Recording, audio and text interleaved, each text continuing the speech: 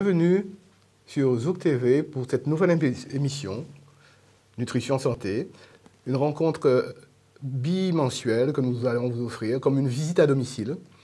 Pour aujourd'hui, nous avons un sujet particulier qui est le tube digestif.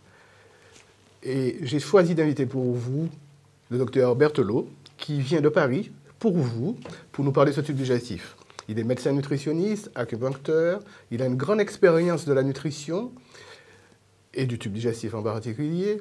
Et ce soir, il va parler avec nous de ce fameux tube digestif que nous utilisons tous les jours, avec des conséquences qui peuvent être difficiles, quelquefois dramatiques, et que nous ignorions. Bonsoir, docteur Berthelot. Bonsoir. Bienvenue. Merci. Alors, merci d'avoir fait ce voyage. Je tenais à commencer cette série d'émissions avec vous, puisque je vais rappeler aux téléspectateurs que je suis devenu nutritionniste parce que j'ai rencontré le docteur Berthelot. Même si nous avons à peu près le même âge, c'est mon père spirituel. Merci d'être là. Merci de nous éclairer sur ce tube digestif et merci de nous apporter des informations que nous n'avons pas d'habitude d'avoir dans le grand public et que les Martiniquais et les Guadeloupéens, puisqu'en Guadeloupe, on écoute l'émission, on nous voit en même temps, vont bénéficier d'un éclairage tout à fait particulier. Alors, qu'est-ce que vous pouvez nous dire de ce tube digestif? Beaucoup de choses. On peut déjà dire que c'est quand même un organe fondamental, voire central dans la santé. On a tendance effectivement, lors de nos études, d'une façon générale, à le négliger, à le considérer comme un tube uniquement de passage et à lui attribuer que des fonctions, allez, on va dire, de nourriture. Mais c'est bien plus que ça, le tube digestif. Ben déjà, il est relativement long, on a tendance à l'ignorer, il fait 9 mètres, il démarre à la bouche et il se termine à l'anus, donc avec différentes parties. C'est deux extrémités qu'on néglige un tout petit peu parce que la bouche, avec un appareil manducateur, les dents, et puis la salive. Oui, c'est-à-dire que si on regarde ces différentes parties anatomiques, et ces différentes parties anatomiques auront des fonctions physiologiques, ne serait-ce comme vous venez de le dire, effectivement, la salive, avec ce qu'on appelle des enzymes qui vont commencer la digestion. Quand on prend l'aliment, dans un aliment, il y a des macronutriments. Dans ces macronutriments, il y a des glucides, des lipides et des protéines. Mais déjà, le fait de mastiquer va imprégner cet aliment, je dirais, de cette salive et va l'imprégner d'enzymes qui va permettre déjà un début de la digestion. Et puis après, il y a la deuxième partie qui est l'œsophage. Et puis ensuite, on arrive au niveau de l'estomac. Et puis après, si on prend le périple du parcours de l'alimentation, il y aura ce qu'on appelle le duodénum, ensuite le jujénum, les léons qui font partie de l'intestin grêle. Et puis on va arriver à ce gros intestin qu'on décrit comme étant un cadre colique avec le côlon ascendant, le côlon transverse, le côlon descendant. Tout ça, ça va se terminer par ce qu'on appelle une ampoule rectale et ensuite l'anus. Mais il y a différentes fonctions, comme vous venez de le dire, de la salive déjà, qui va faire une prédigestion de certaines parties de l'aliment, les glucides. Mais au niveau de l'estomac, nous avons déjà un rôle capital de l'acide chlorhydrique qui va jouer un rôle au niveau des protéines et qui va permettre déjà cette digestion. Donc, cet acide chlorhydrique a un rôle capital. Alors, comment expliquer à ceux qui nous regardent ce que c'est que l'acide chlorhydrique dans l'estomac? Et puis, une petite précision, tout à l'heure, nous avons employé une expression qui sont les macronutriments. Qu'est-ce que sont les macronutriments par rapport aux micronutriments? Ben, c'est-à-dire que l'aliment, c'est un complexe de deux choses, c'est-à-dire un complexe de macronutriments qui sont des choses énergétiques, qu'on appelle les lipides, les glucides et les protéines. Par exemple, un glucide, quand vous mangez du pain, c'est un glucide. Quand vous mangez aussi de la marmelade ou du sucre, c'est un glucide. Donc, on peut en parler tout à l'heure, peut-être de la notion d'index glycémique. Après, vous avez des lipides, qui sont les graisses. Donc le beurre, même toutes les huiles, ce sont des lipides. Et puis vous avez les protéines qui se retrouvent en grande partie, mais pas uniquement dans les viandes, mais on peut trouver aussi dans les légumineuses. Ça, ce sont les macronutriments qui vont amener l'énergie. Mais à côté de ça, dans l'aliment, vous avez des micronutriments qui vont effectivement des vitamines, des minéraux, aux polyphénols, aux acides gras polyinsaturés, qui eux vont jouer un rôle qui sera particulièrement important, qui sera un rôle fonctionnel et qui vont permettre à ces macronutriments de pouvoir jouer leur fonction. Donc c'est une véritable synergie Et actuellement, si on fait 2 mots sur cette alimentation, nous avons tendance à consommer énormément de calories sans micronutriments, et c'est ce qu'on appelle effectivement une alimentation vide. Ce qui veut dire qu'elle va apporter beaucoup d'énergie, mais il n'y aura pas à côté de ça ces micronutriments qui vont permettre la fonctionnalité de ces macronutriments. Et ces calories, on les retrouve essentiellement dans les viandes, Dans les poisson. viandes pour la protéine, dans les graisses pour les lipides et dans par exemple le pain ou ça peut être les légumes pour les glucides. Et puis voilà un petit peu ce que c'est que les macronutriments et les micronutriments. Mais avec cette grande importance qui est fondamentale dans la nutrition actuelle, c'est la notion de densité micronutritionnelle. Il ne suffit pas de prendre un aliment qui a des macronutriments, il faut le prendre avec une densité micronutritionnelle, c'est-à-dire qu'il soit riche en minéraux, en vitamines, en oligo-éléments, ce que n'a pas la nutrition moderne qui amène beaucoup de calories et peu de micronutriments. Et c'est ce qui peut expliquer le phénomène de l'obésité, qui est de plus en plus commun dans le monde, et en particulier aux Antilles, à la Guadeloupe et à la Martinique. Ça, effectivement, ça peut être un des facteurs importants. Hein. Donc finalement, quand l'aliment va arriver au niveau du tube digestif, il y aura cet acide chlorhydrique qui va, lui, l'acide chlorhydrique, aura une fonction. Donc on est vraiment avec un tube digestif qui, avec ses différentes parties, aura une fonctionnalité, c'est-à-dire un rôle pour pouvoir digérer ces différents aliments. Et puis ce tube digestif, quand ça quittera l'estomac, ça va cheminer dans le duodénum où il va rencontrer la sécrétion d'acides biliaires qui vont venir du foie. Ils vont rencontrer le suc pancréatique où il y aura aussi des enzymes qui vont venir du pancréas, où on va continuer la digestion, ce sera à ce moment-là des glucides, et on va continuer la digestion aussi des lipides, parce que les lipides, ce sont effectivement des graisses et qui ne sont pas directement solubles dans l'eau. Donc il va falloir, pour pouvoir les absorber, que la fonction hépatique soit impeccable. Et puis ce long périple de l'aliment va se continuer maintenant au niveau de l'intestin grêle, où va commencer le phénomène important de l'assimilation. Donc il ne suffit pas uniquement de bien manger, il faut déjà bien digérer, et ensuite il va falloir bien assimiler. Et puis après, il va falloir bien éliminer. Donc c'est vraiment une synergie des différentes parties de ce tube digestif. Quel est le rôle exact de cet acide chlorhydrique dont vous parlez au niveau de l'estomac? D'où vient cet acide chlorhydrique? Est-ce qu'il y a un pH qui correspond à cet acide chlorhydrique? Et comment pouvez-vous expliquer à nos téléspectateurs que la paroi intestinale soit protégée? Oui. Mais la paroi intestinale va sécréter, d'abord à partir de cellules spécifiques, cet acide chlorhydrique. Mais elle va aussi sécréter un mucus qui va la protéger de cette propre sécrétion d'acide chlorhydrique. Et cet acide chlorhydrique a différents rôles fondamentaux. Le premier rôle, il n'y a pas de possibilité de digérer les protéines, de prédigestion des protéines, s'il n'y a pas d'acide chlorhydrique. Et cet acide chlorhydrique va ensuite entraîner une stimulation du pepsinogène.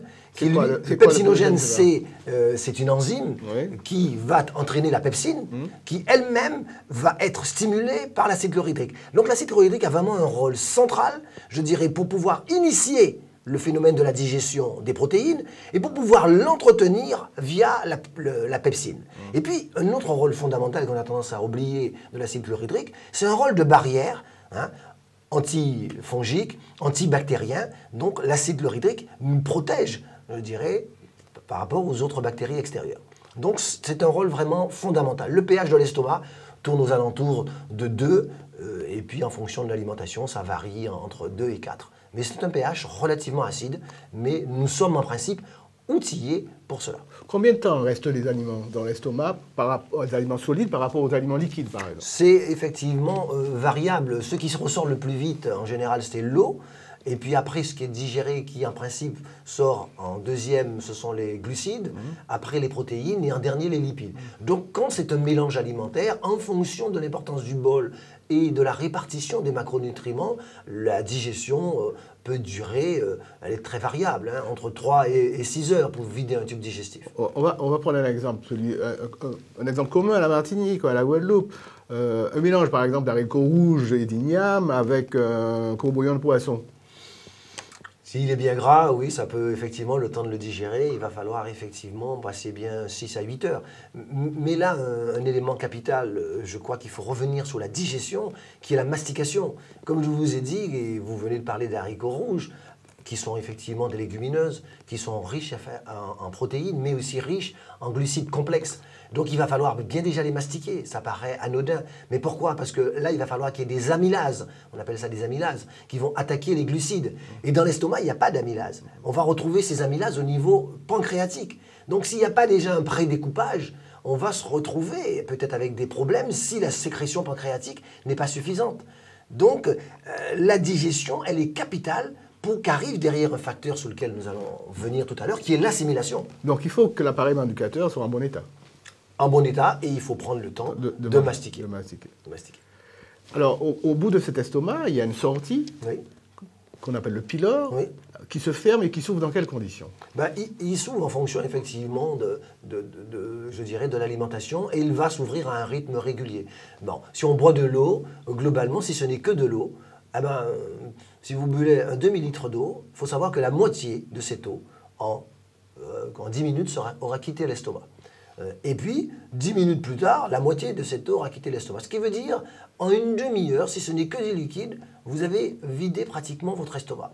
C'est ce que je venais vous dire tout à l'heure. En fonction de la complexité que vous allez mettre, ben, la vidange va se faire à un rythme plus ou moins lent. Si vous prenez un glucide, ce sera plus rapide qu'une protéine. Et si vous prenez une protéine, ce sera plus rapide qu'un glucide. Et si vous prenez un lipide, ce sera effectivement moins rapide. Donc, le complexe, je dirais, alimentaire, va quitter en fonction de la répartition alimentaire que vous aurez mise. Mais c'est une rythmicité qui va dépendre, je dirais, de la composition alimentaire.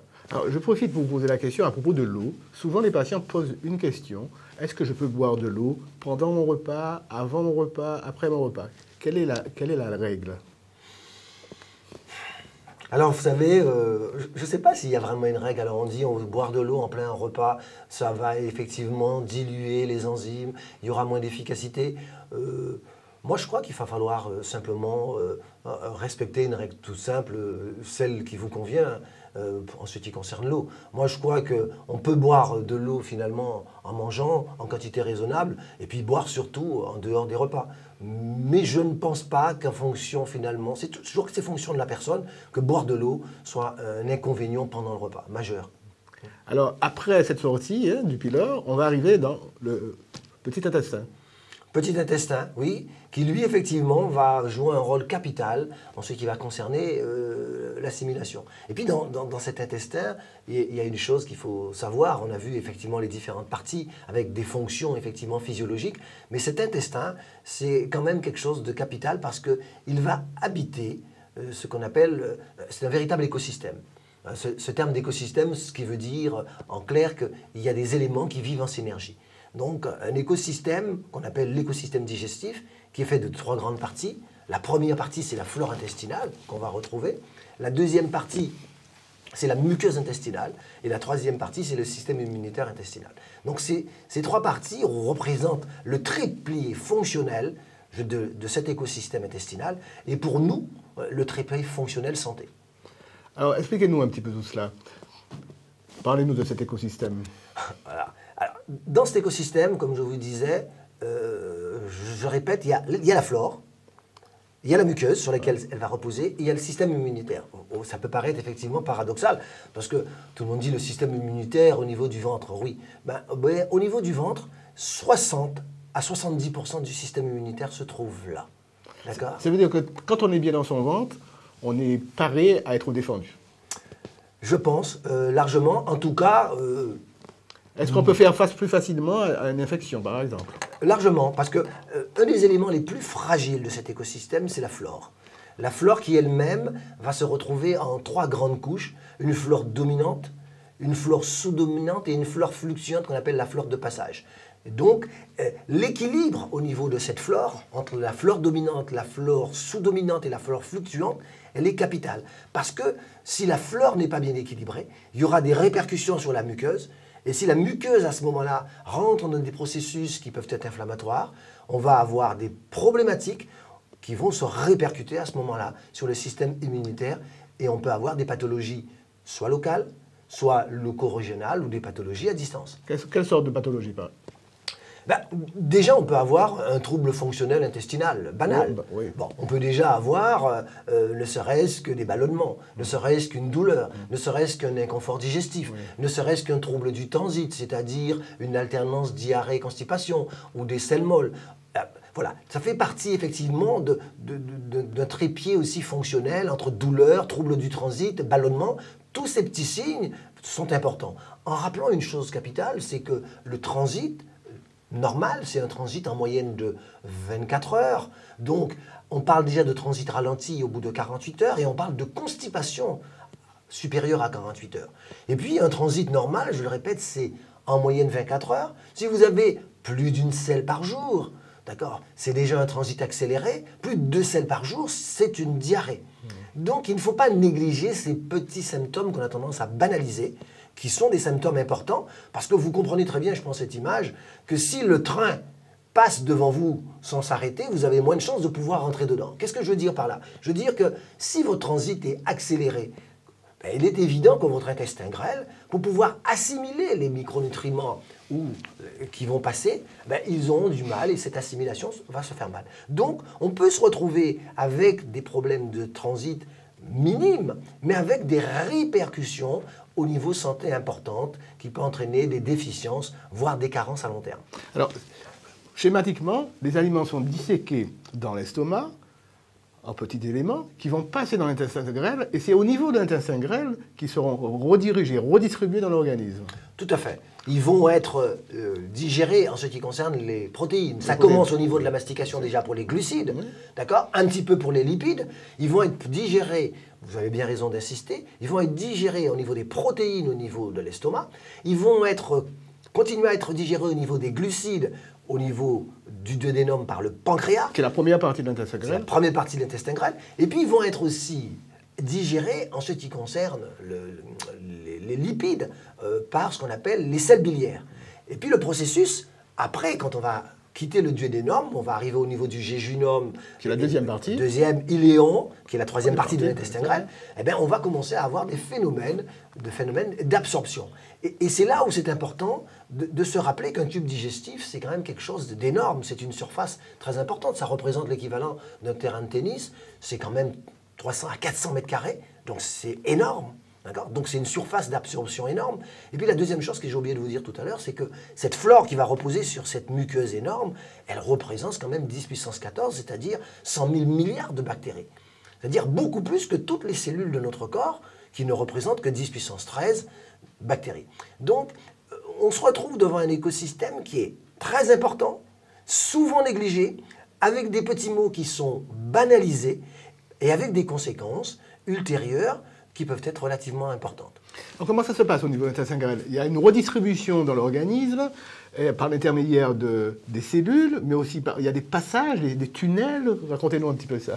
Alors, je viens de vous dire effectivement que en ce qui concernait la fonctionnalité du tube digestif lui-même, là, quand on va arriver au niveau de la flore intestinale, elle aura aussi un rôle enzymatique. Parce que la flore est capable de digérer aussi des choses que nous n'avons pas la capacité de digérer. C'est-à-dire que nos cellules, notre patrimoine génétique, n'a pas la capacité de digérer. Donc, cette flore aura un rôle capital aussi, enzymatique.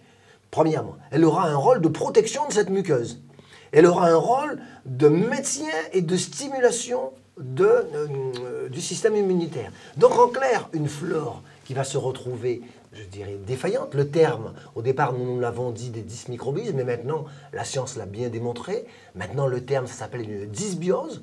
Qu'est-ce que ça veut dire une dysbiose? La dysbiose, ça veut dire un déséquilibre en quantité et en qualité de la microflore intestinale. C'est très net. Donc, dès qu'il y a dysbiose, il y a des risques locaux, locaux-régionaux ou des risques à distance. Et le but, c'est de retrouver ce qu'on appelle l'eubiose. L'eubiose, c'est l'équilibre des différentes familles bactériennes qui vont d'abord, à ce moment-là, agir en synergie. Et n'oublions pas qu'elles font une véritable symbiose avec nous-mêmes. Alors, on nous appelle les cellules eucaryotes, c'est-à-dire qu'il y a un noyau, et elles font partie des prokaryotes, mais elles ont besoin de nous pour vivre, mais elles nous rendent des services énormes. Ce qui veut dire que si on n'a pas de flore, c'est pas possible que notre muqueuse intestinale se développe. C'est pas possible que l'angiogénèse, ça veut dire la capacité de créer une vascularisation du tube digestif, de la muqueuse, se développe. Ce n'est pas possible que la maturation du système intestinal immunitaire se développe. Et pour cause, le système immunitaire général. C'est la défense de l'organisme. Un autre élément important, comme je vous disais, la flore repose sur la muqueuse. Cette muqueuse, elle va permettre l'absorption. Si cette muqueuse n'est pas impeccable, elle ne va pas faire une bonne absorption. Si elle est inflammée parce que la flore est déséquilibrée, on va avoir un phénomène inflammatoire, l'absorption ne va pas bien se faire. Le système immunitaire peut se mettre en route, première hypothèse. Mais deuxième hypothèse, et ça c'est important dans ce que vous venez de dire tout à l'heure, c'est qu'au lieu de passer, je dirais, dans la cellule intestinale pour rejoindre le courant circulatoire et aller nourrir les cellules, parce que ce que nous oublions, c'est que ce tube digestif, quand l'aliment est à l'intérieur, il est à l'intérieur, mais il est encore à l'extérieur de nous. Il est à l'extérieur de nous parce qu'il n'est pas encore rentré dans nos cellules. Il n'est pas encore assimilé. Il n'est pas encore assimilé. Il faut qu'il passe dans la cellule, je dirais, de l'intestin grêle, qu'on appelle l'entérocyte, pour qu'ensuite, il rejoigne la circulation générale et qu'il aille être distribué dans les différentes cellules. Et bien, qu'est-ce qui va se passer? Si on a une flore qui est déséquilibrée, on va altérer l'absorption au niveau de la muqueuse de l'entérocyte et on va avoir un deuxième phénomène qui va se passer, qui est tout aussi dramatique, c'est que les cellules, elles sont jointes, hein, elles sont côte à côte, mais jointes par ce qu'on appelle des jonctions serrées. Et quand la flore sera déséquilibrée, on aura un phénomène de dislocation des jonctions qui vont s'écarter. Et qu'est-ce qui va se passer? Eh bien, au lieu que l'aliment passe à travers, je dirais, la cellule pour aller dans la circulation, elle va passer entre les cellules et on va ainsi avoir des molécules qui vont être beaucoup plus grosses qu'elles ne le devraient et du coup, risquent d'être reconnues comme des molécules antigéniques, ce que ça veut dire complètement étrangères, non assimilables, et du coup, le système immunitaire va se mettre en branle et risque de pathologie en fonction de notre code génétique. C'est ce qu'on appelle la fameuse hyperperméabilité intestinale. C'est ce qu'on appelle la fameuse hyperperméabilité intestinale, qui souvent arrive sur quoi? Sur un des éléments les plus fragiles du tube digestif, qui est la flore, donc la dysbiose, qui elle-même va entraîner un phénomène inflammatoire, qui va être concomitant à cette hyperperméabilité intestinale, voilà, et mise en route, je dirais, du système immunitaire en fonction de ma vulnérabilité génétique. Alors, comment ça peut se passer? Est-ce que l'alimentation aux lentilles favorise ce genre de dysmicrobisme? Je pense que, d'une façon générale, oui. L'alimentation aux Antilles, sûrement. Hein, toute alimentation déséquilibrée. Plus vous allez avoir une alimentation déséquilibrée, que ce soit au niveau des macronutriments, mais au niveau des micronutriments, mais plus vous allez être agressif. Bon, il faut savoir que dans une année, on consomme à peu près entre 500 kg et une tonne d'aliments. C'est énorme. Donc ça veut dire une masse, je dirais, antigénique, c'est-à-dire de molécules étrangères qui va arriver. Donc elle doit être reconnue, sélectionnée. C'est ça un petit peu ce côté double du tube digestif. Il doit avoir un rôle de défense. Il nous défend contre l'agresseur. Et en même temps, il doit tolérer certaines choses. Donc c'est un subtil jeu de défense, je dirais, et de tolérance. Quelles sont les manifestations de ce microbisme? Il y a des choses qui sont bien documentées maintenant. Il y a des choses qu'on connaît très bien. Il y a des choses qui sont validées scientifiquement.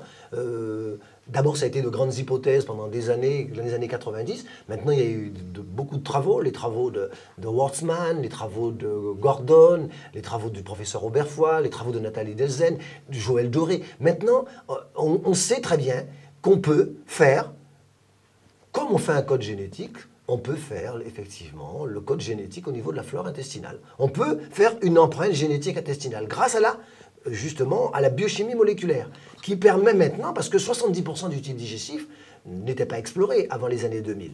On ne pouvait explorer compte tenu que ces bactéries, en grande partie, vivent en anaérobie, c'est-à-dire en dehors d'oxygène. Dès qu'on avait une selle, on ne les trouvait pas, elles étaient mortes. Grâce maintenant à la biologie moléculaire qui donne la capacité de pouvoir recréer à partir de la molécule, c'est-à-dire de l'ARN, on peut recréer ces molécules et on sait qu'il y a toute une partie de la flore qui joue un rôle important. Donc, cette dysbiose, pour revenir à cette notion de dysbiose, va entraîner des pathologies relativement importantes. Alors, qu'est-ce qui est documenté? La première chose qui est bien documentée, et il y a un autre gastro-entérologue qui travaille énormément dessus, qui est dans le CHU de Nice, qui est le docteur Piche, qui montre bien que le trouble fonctionnel intestinal, sur lequel ils se sont penchés, qui fait effectivement globalement 10 à 20% des consultations lorsqu'il est complet, mais qui représente 70% des consultations en médecine générale ou en gastro-entérologie. Donc vous voyez, c'est quand même quelque chose d'énorme. Si on prend le signe symptomatique, on appelle ça ou le syndrome de l'intestin irritable, ou un trouble fonctionnel intestinal, ou le colopathe, avec, c'est-à-dire toute la difficulté qu'on a à le soigner. Et quand on n'arrive pas à le soigner, bon, on le considère effectivement comme un hypochondriaque stressé. Mais la problématique, c'est une inflammation du tube digestif dans son ensemble et qui va reposer sur un dysmicrobisme. Et le trouble fonctionnel intestinal, c'est clair. Les problèmes d'allergie commencent à être bien documentés, les diarrhées, les intolérances au lactose. Et puis, on rentre de plus en plus dans les problèmes d'infection. On sait que les infections à répétition sont liées à des dysmicrobismes intestinaux. Et puis, vous avez un dernier lieu où il y a beaucoup de travaux qui sont en train de se faire, c'est-à-dire la fameuse dysbiose liée au syndrome polymétabolique, c'est-à-dire l'obésité. Donc on sait qu'il n'y a pas d'obésité sans dysbiose intestinale, avec tous des mécanismes. Si on a le temps d'en parler tout à l'heure, on reviendra, parce qu'il y a des travaux qui montrent bien que ce déséquilibre se porte sur une variété de bactéries en particulier et va entraîner des conséquences métaboliques très importantes, dont cette fameuse obésité. Chers téléspectateurs, vous écoutez sûrement avec attention. Ce n'est pas pour rien que je veux venir aujourd'hui, que j'ai invité le Dr Berthelot, parce que sa documentation est importante. J'ai oublié de vous dire tout à l'heure qu'il est membre de l'IEDM, qui est une société savante, et que chaque fois qu'il sera de passage à Martinique, parce qu'il vient de la France spécialement pour nous, chaque fois qu'il sera de passage à Martinique, il va nous faire le plaisir de venir nous raconter comme il le fait aussi savamment. Alors, en Martinique et à la Guadeloupe, il y a des pathologies communes, comme les rhumatismes. Alors, est-ce qu'à l'origine, il pourrait y avoir un phénomène de dysbiose? C'est très intéressant ce que vous dites là. Je peux vous prendre des travaux qui ont été faits par un gastro-entérologue américain et un rhumatologue américain. Alors, qu'est-ce qu'ils ont fait? Ils ont pris des souris transgéniques pour lesquelles ils ont un HLA-B27. C'est quoi l'HLA-B27? C'est vraiment une particularité où, quand on a effectivement cet HLA-B27, on a une susceptibilité de faire une pathologie qui s'appelle la spondylarthrite ankylosante. Bon, qui va vous donner des troubles, des raideurs, des déverrouillages difficiles. En Martinique, il y en a pas mal. Hein. Donc, Guadeloupe aussi. Voilà. Qu'est-ce qu'on a remarqué?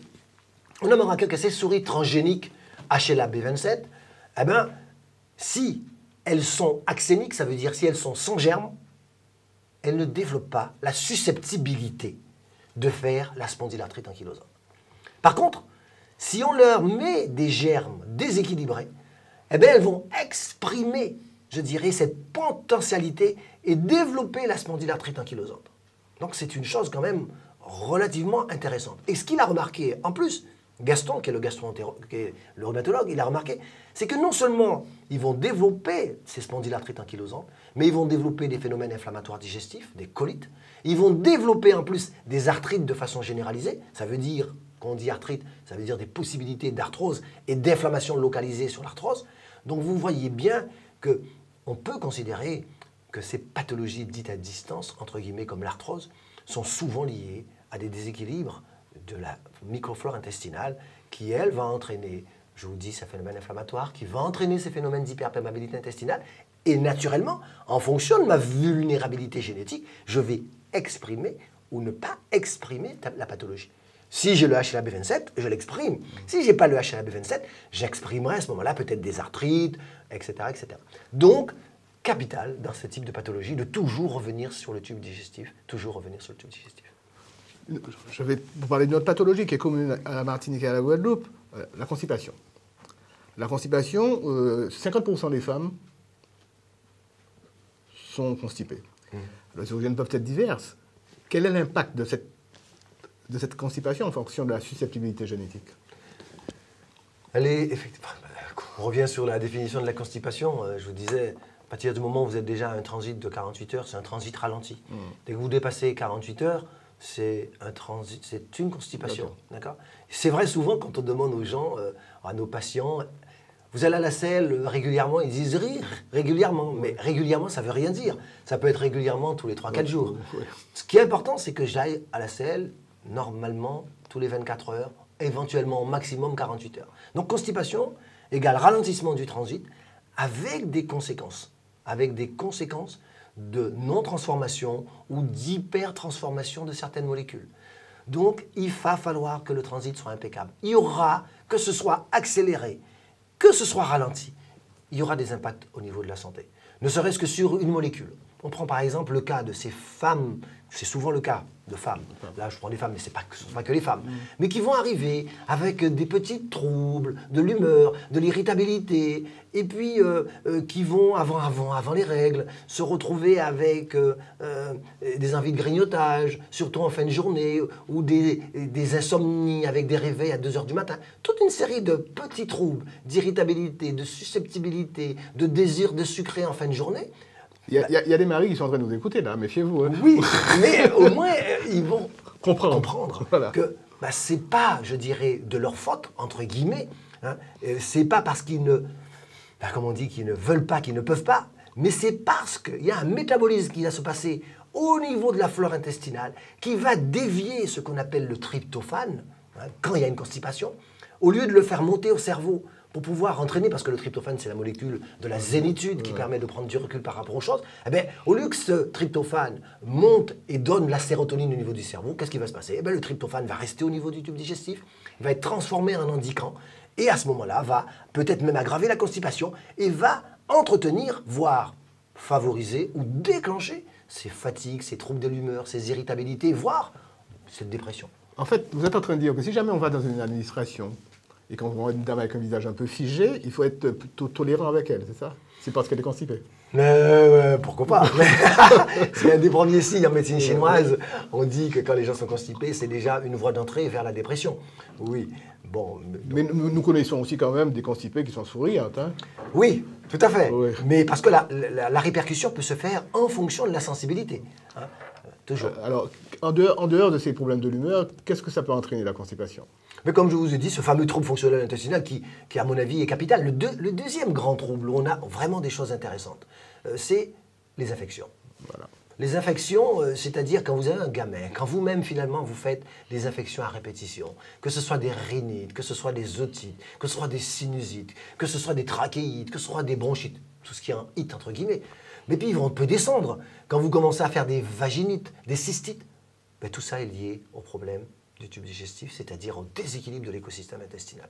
Il n'y a pas effectivement une inflammation ORL, une inflammation oculaire, une inflammation bronchique, une inflammation dans la sphère génito-urinaire, sans que ce soit par difficulté d'équilibre intestinal, c'est-à-dire par déséquilibre de la flore intestinale.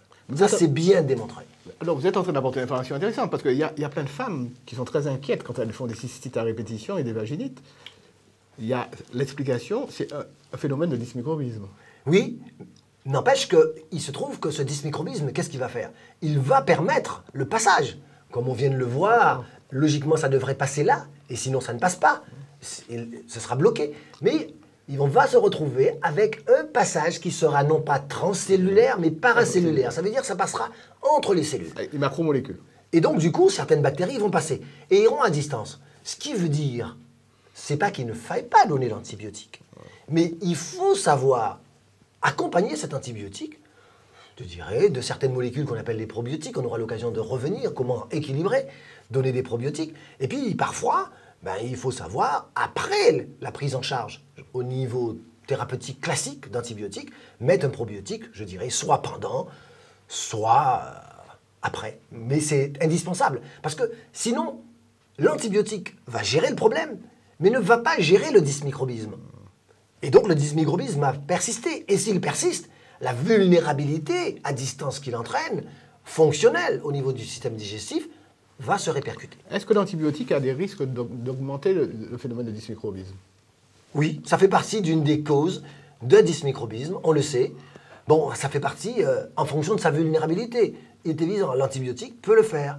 Il y a aussi le mode d'accouchement. Les grands facteurs qui ont été déterminés, qui sont déterminants dans la modification de la flore. Comme je vous disais, la flore, elle est importante et elle est sensible.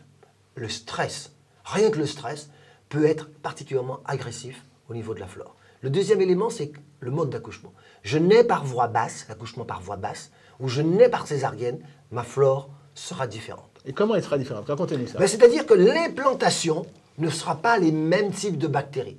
Vous allez avoir une grande richesse si vous naissez par voie basse, c'est-à-dire que vous allez effectivement racler le vagin et puis prendre des bactéries du vagin, prendre des bactéries du rectum et ensuite des bactéries de l'environnement. Vous allez avoir une grande richesse les premiers jours de ce qu'on appelle des bifidobactéries, tandis que lorsque vous naissez par voie haute, c'est-à-dire césarienne, hein, ben vous allez plutôt avoir une grande richesse de bactéroïdétesse. C'est ni mal, ni bien, simplement que ça change, je dirais, votre phénomène adaptatif à la vie. Et donc, ça peut, en fonction de ça, vous entraîner une vulnérabilité. Est-ce que, en fait, les enfants qui naissent par césarienne sont beaucoup plus vulnérables alors? On ne peut pas dire ça comme ça aussi... De façon aussi tranchée. Aussi tranchée. Mais on sait que c'est quand même un point hein, d'expression de certaines pathologies plus facilement. Mais ça n'est pas la garantie, quand on est par voie basse, de ne pas avoir de problématique. Mais on sait que ça joue sur la flore.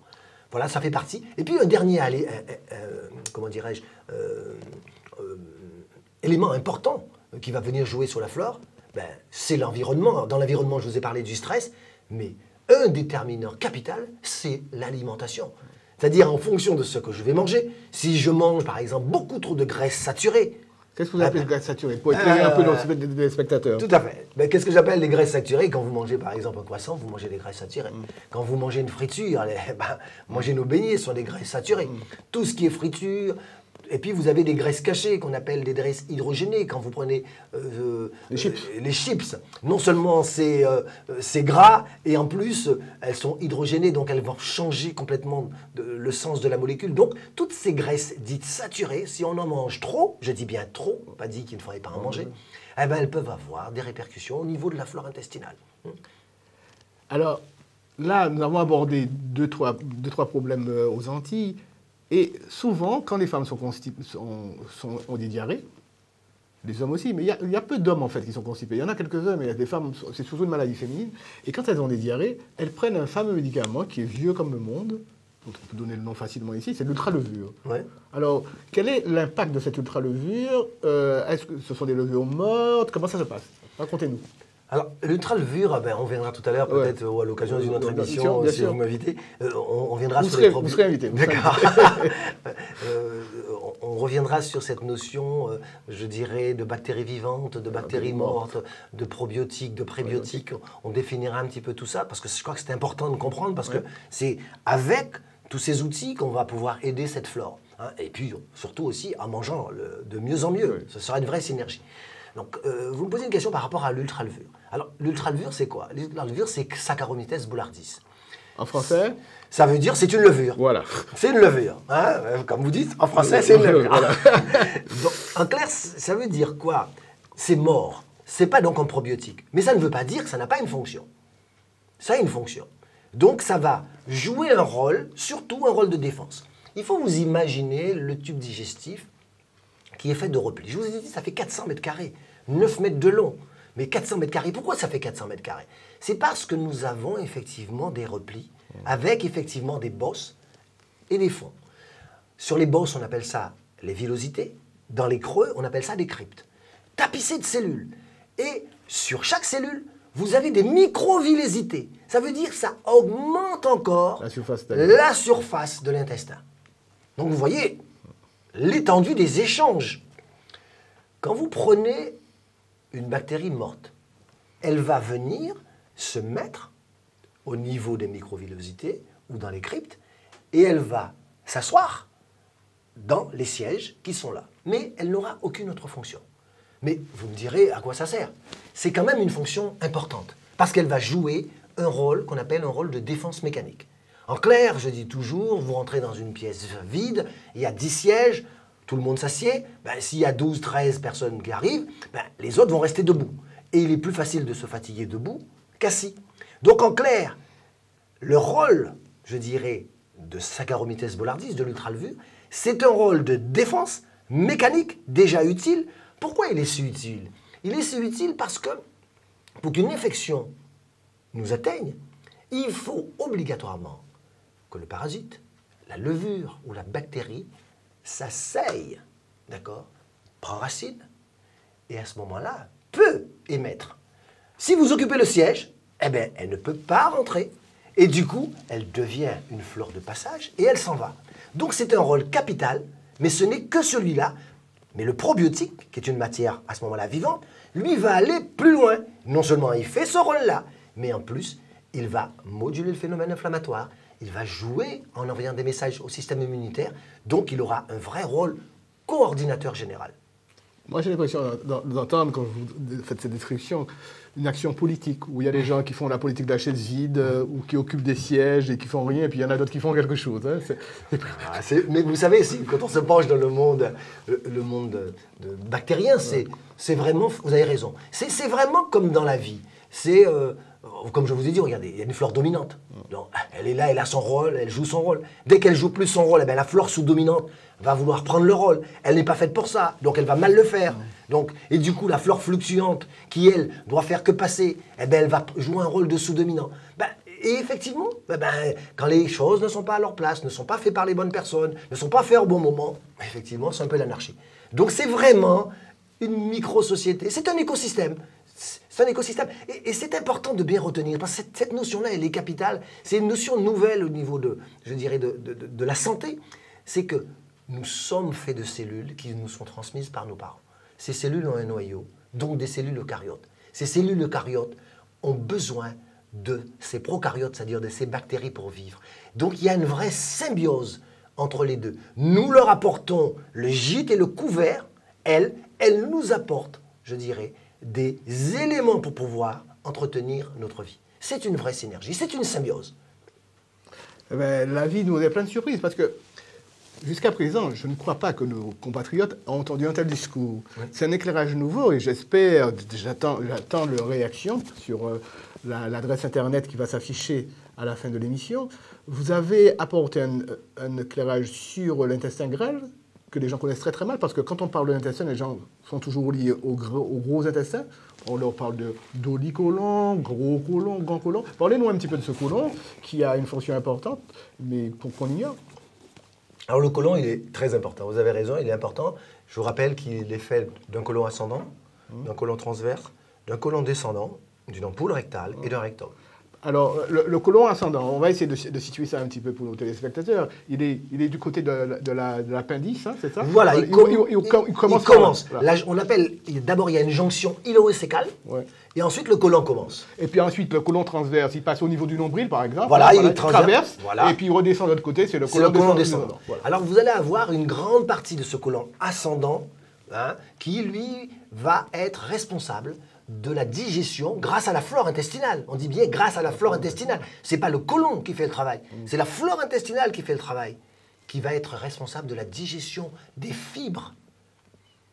Les fameuses fibres dont on va parler. Ces fameuses fibres dont nous allons parler. Il y a des fibres digestibles et non digestibles. Si vous n'avez pas une bonne flore, eh bien vous allez avoir des problèmes de fermentation.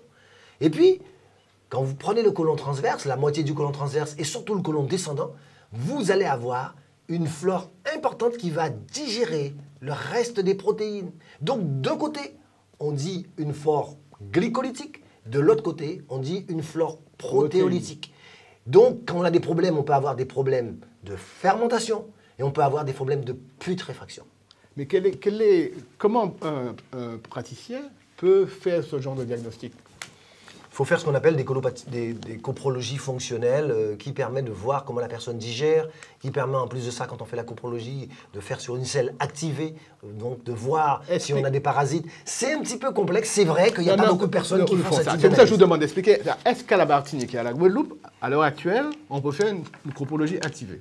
À ma connaissance, non. Ouais. Je dis bien à ma connaissance, non. Si quelqu'un peut-être découvre... Parce que vous imaginez le nombre de problèmes intestinaux qui traînent dans nos deux îles, et pour lesquels il n'y a pas de solution, parce qu'il n'y a pas la possibilité de faire une coprologie activée. Alors, une coprologie activée, ça veut dire quoi? Que la personne va au laboratoire... Elle doit faire la selle sur place. La selle sur place. Il faut qu'elle soit chaude. Ah ben oui. La selle doit être mise sur place et elle doit être observée, je dirais, dans les 5 minutes qui suivent, qui permettent de voir les déséquilibres, qui permettent de voir comment certaines parasites vivent, meurent, comment, par exemple, avec la rapidité avec laquelle ils peuvent manger, finalement, une molécule d'amidon. Ça veut dire en clair, ils mangent ce qui est fait pour nous.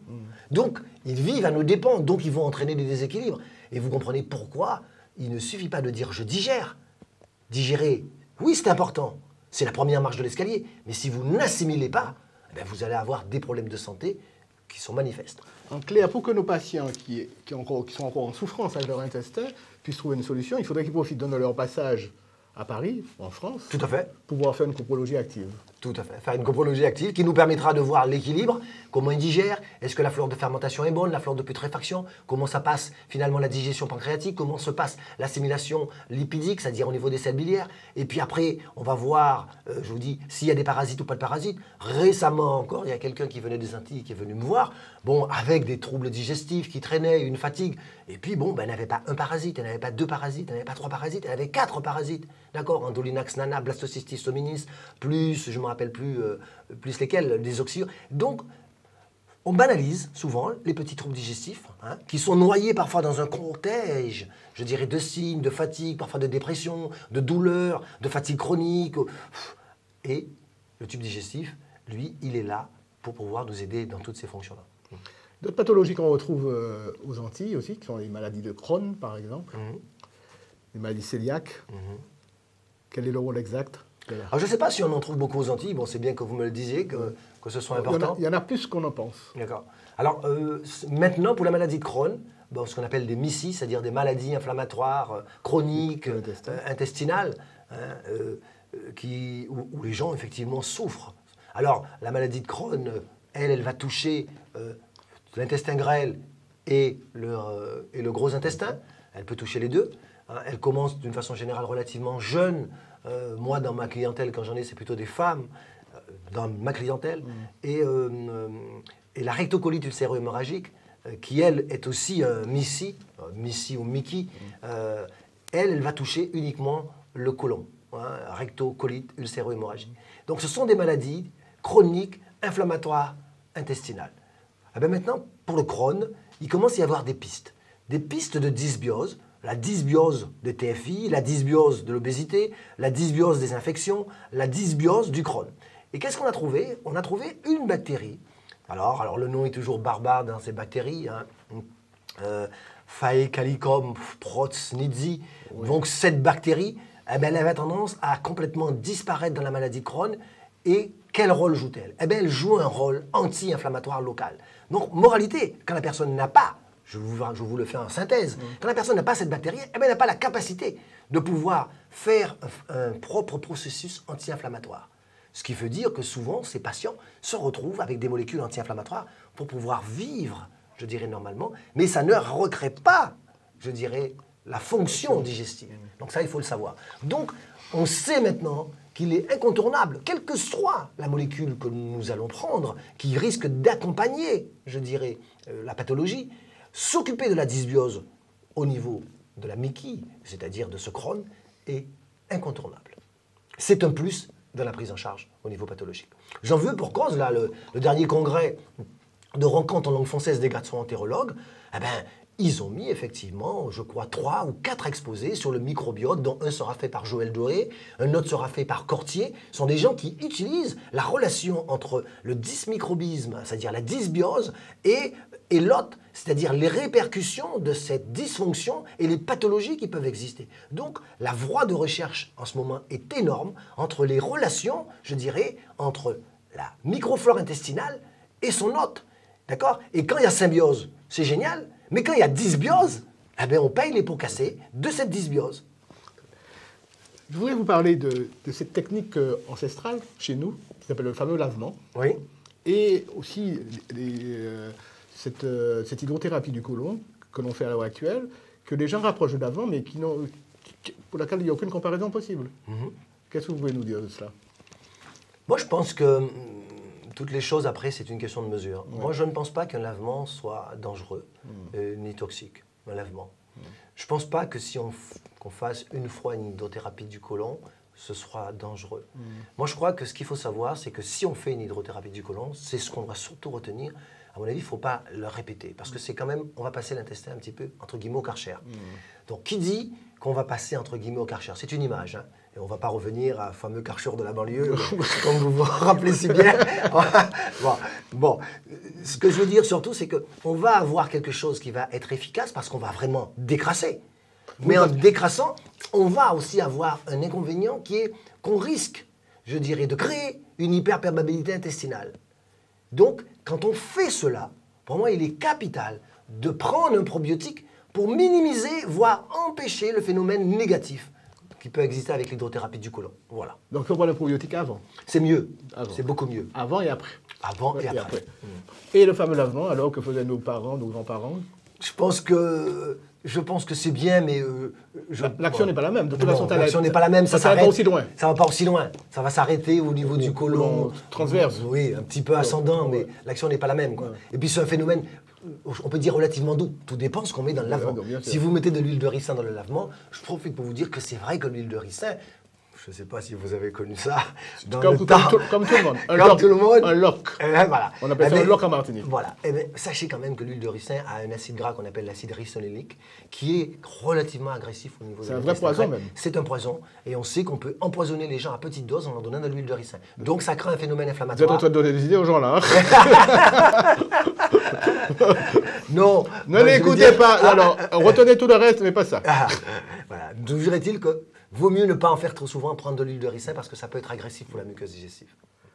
Eh bien, docteur Berthelot, merci. Vous nous avez apporté un éclairage validé par toute une série d'expériences personnelles et puis celles des autres.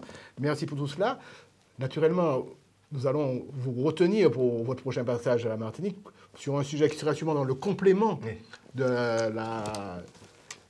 tube digestif. Et puis, vous parlerez très certainement des probiotiques et des probiotiques.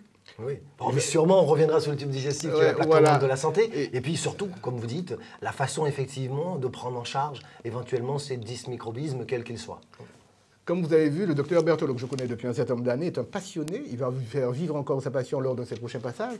Nous vous remercions de nous avoir permis de rentrer chez vous, de faire cette visite à domicile. Merci pour cette écoute. Vous pouvez nous laisser vos messages, vos suggestions sur une adresse qui est nut.santézouk@gmail.com, nut.santézouk@gmail.com, vos suggestions, vos questions que nous transmettrons au docteur Berthelot et je pense qu'il sera un plaisir de vous répondre lors de son prochain passage. À très bientôt. Bonne soirée.